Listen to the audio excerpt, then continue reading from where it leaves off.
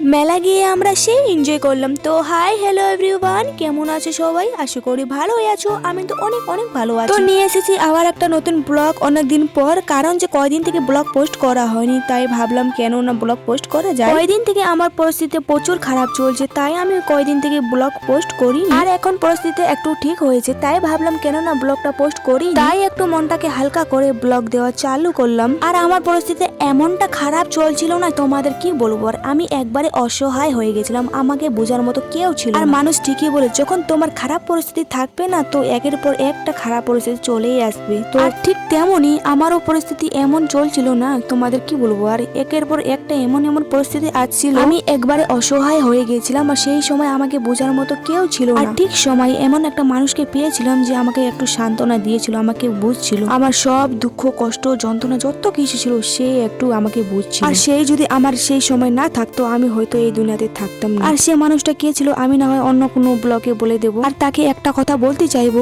অনেক অনেক thank you তোমাকে। সত্যি তুমি যদি আমার পাশে না থাকতে, এই দুনিয়াতে আমি থাকতাম না। থ্যাংক ইউ সো মাচ আমাকে বোঝানোর জন্য, থ্যাংক ইউ সো মাচ আমাকে একটু সান্ত্বনা দেওয়ার জন্য। সত্যি তোমাকে আমি অনেক অনেক মিস করবো। তো আমি করছিলাম মেলার ভিডিও, কিন্তু মেলাতে কি করছি না করি তোমাদের সাথে তো শেয়ার করলাম না, করলাম শুধু আমার ফিলিং আর আমার খারাপ পরিস্থিতিতে যে মানুষটা আমার সাথে ছিল বা আমাকে সান্ত্বনা দিয়েছিল তার কথা। তো বন্ধুরা, আজকের ব্লগটা তোমাদের কেমন লাগলো? যদি ভালো লাগে লাইক কমেন্ট শেয়ার করে দিও। তো আজকের দিন ওয়েট টাটা।